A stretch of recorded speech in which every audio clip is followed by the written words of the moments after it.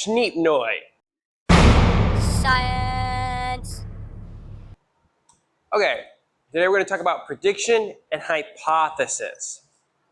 What is the difference between a prediction and a hypothesis? Well, simply put, a prediction is a guess of what will happen, and a hypothesis is explaining why it will happen. For example, if I were to grab a bucket of water and then put a coin over it, and I would ask you, what's going to happen whenever I let go of the coin and I drop it inside the water? Well, someone might say, the coin's going to sink. And then somebody else might say, because the coin is heavier, is more dense than the water, the coin is going to sink. The difference between both those statements is that the first one, saying the coin is going to sink, was just a prediction.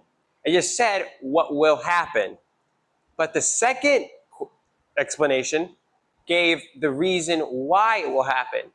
Because the coin is denser than the water, the coin will sink. So that would be a hypothesis. Saying that the coin will sink and just saying that the coin will sink, it would just be a prediction, not a hypothesis. A hypothesis tells you what's going to happen and why it's going to happen. It gives a scientific explanation as to why it's going to happen. That's what a hypothesis does. Let's take another example. If I were to put that water on top of some fire, and I were to ask you what's going to happen, someone might say, well, the water is going to turn to steam. But that would be just a prediction. Just saying what's going to happen would just be a prediction. That's just a guess as to what's going to happen.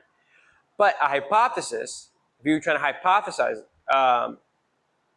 if you wanted to state a hypothesis about it, you would say, well, because the fire's hot, it's going to make the water hot. And when the water gets hot, it's going to turn into steam. And that would be a hypothesis. Because not only are you saying what is going to happen, you're giving a scientific explanation as to why it is going to happen. Okay, you get the difference? Prediction, hypothesis, are different?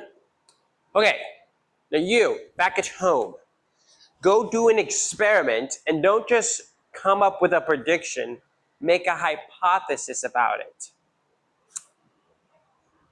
Which again is just a scientific explanation as to why something is going to happen.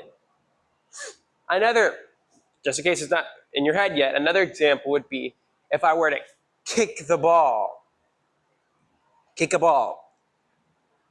If I were to ask you what's going to happen, somebody might say, the ball is just going to fly. But that would be just a prediction. It would be just a guess as to what's going to happen. If somebody wanted to make a hypothesis about what's going to happen, they would say, well, because you're kicking the ball, you're putting force and energy into the ball. So that ball is going to fly. That would be a hypothesis, because that would give a scientific explanation as to why it is going to fly. You get it? So go home, do your own experiments, and come up with hypothesis, not prediction. Give us reason as to why you think something is going to happen. Okay? Okay. Well, why are you... No! Ah! Stay in school!